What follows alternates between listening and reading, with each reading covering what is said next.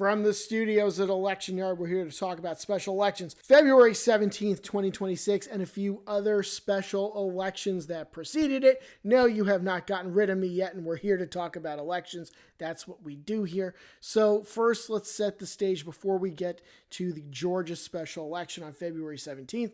There were a few special elections that came in the last 2 weeks. We haven't done a video like this in about 2 weeks, which I guess is a function of having a life. But here we are, we're making up for it, we're catching up. So let's talk about some of these special elections, starting with February 7th. So the February 7th special elections, that was of course a Saturday. Those all took place in Louisiana. Now what Louisiana does is a little different than what most other states do. They do things a little crazy. They got their jungle primary, and if somebody gets a majority of the vote, 50% plus one, they're the winner, and the general election, which is effectively the runoff, that is canceled. So there were 5 of these jungle primaries on February 7th.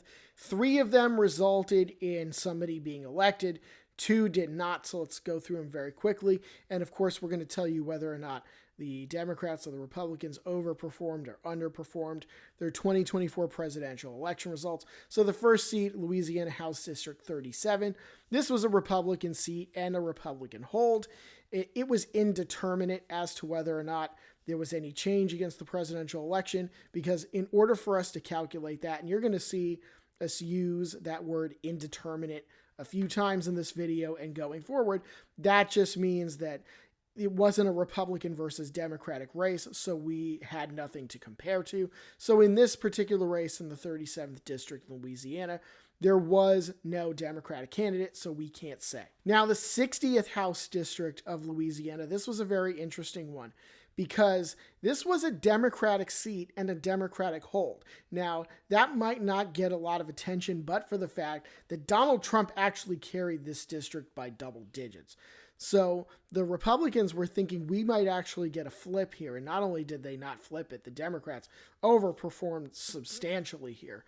So the Democrats held the seat, well overperformed Kamala Harris's number there. And then Louisiana House District 97, this was the only other one that resulted in somebody being elected. The Democrats held onto this seat, and it was indeterminate against 2024 because there was no Republican in the race. So as for the 2 that did not result in a winner, Louisiana House District 100 and Senate District 3. So it's very interesting in that both races have 2 Democratic candidates. So a Democrat will win both, but until we know who the winner is, we're not going to put it on the tote board at the end of this video until later on when somebody actually gets elected. And then advancing to February 10th, which was last Tuesday, there were 3 special elections. The first one was Oklahoma House District 35. So the Republicans held on to this seat. They got, I believe, 64% of the vote here. However, this was a Democratic overperformance. And what I do before we go into these special elections, I use some of the tools out there from some of these other websites who we do cite in our videos and try to reconstruct the precinct results from 2024. I was coming up with Donald Trump getting well over 70% of the vote in this district, maybe even closer to 80. So 64% is definitely a Republican underperformance here. And then the other 2 special elections on the 10th were in Virginia. Both of them were in Alexandria, which is Northern Virginia. So the first one was Senate District 39. The Democrats won the seat with 83% of the vote. It was a Democratic overperformance because Kamala Harris got 76% here in 2024. And then House District 5, which shares a lot of the same lines as Senate District 39. The Democrats won that with 82% of the vote. Again, overperforming Kamala Harris, who got 78%. So you've already seen some Democratic overperformances there. But was the one tonight, February 17th, in Georgia's Senate District 18, was that an overperformance? We'll get to that in a minute. So first, we will show you on the map where this district is. You can see it's a fairly sizable district, taking in a number of counties in central Georgia, and we'll put up the labels here because we'll tell you also that this district lies to the west of Macon. But what was the result? It was, in fact, a Republican hold. So these are, I believe, the most Up-to-date numbers with all precincts reporting. Stephen McNeil, the Republican, is going to the Georgia State Senate. He got 59.4% of the vote, whereas the Democrat Lamario Brown got 40.6%. So he won the seat, the Republican, by about 18.8%. And the question now turns to, was this an overperformance or underperformance for the Republicans? And it was an underperformance. Not a very big one, but it was an underperformance. So he was about a point and change under Donald Trump. And Lamario Brown was almost 2 points ahead of Kamala Harris. So this turned out to be a Democratic overperformance of a little over 3 points. Now, I have seen some other websites that say that Trump's margin in this district was more like 22.5 or 23 points.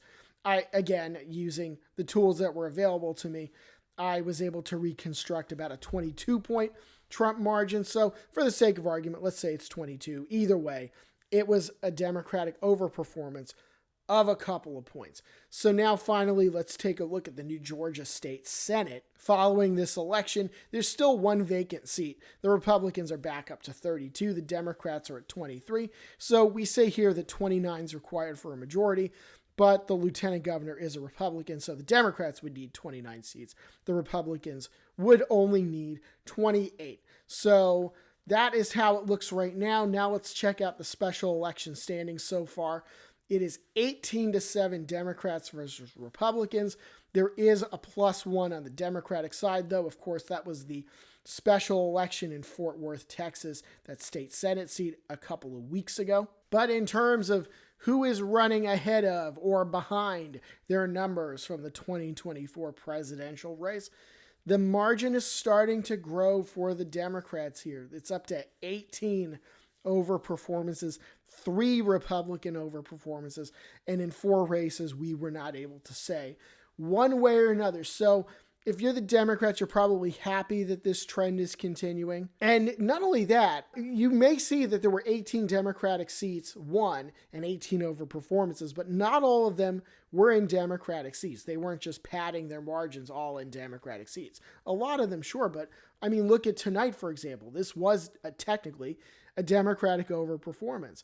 And the one in Oklahoma, that was also a Democratic overperformance. The Republicans won those seats, but there were swings to the Democrats in both. So you still don't want to read too much into any one special election, but the trend that we have been seeing since the beginning of the year, and really going back into last year, the trend is continuing. And if you're the Democrats, you would like to see this continue. We can't say, obviously, whether or not it will continue, but so far it is continuing on. And the Democrats, I think, are hoping that they will pad this margin over the next couple of months. And then you might have a trend, and that might be something that we keep an eye on going into the 2026 midterm elections, which is what looms over all of this. And for more on that, stick around at Election Yard, like and subscribe. Follow us on social media. We'll see you soon.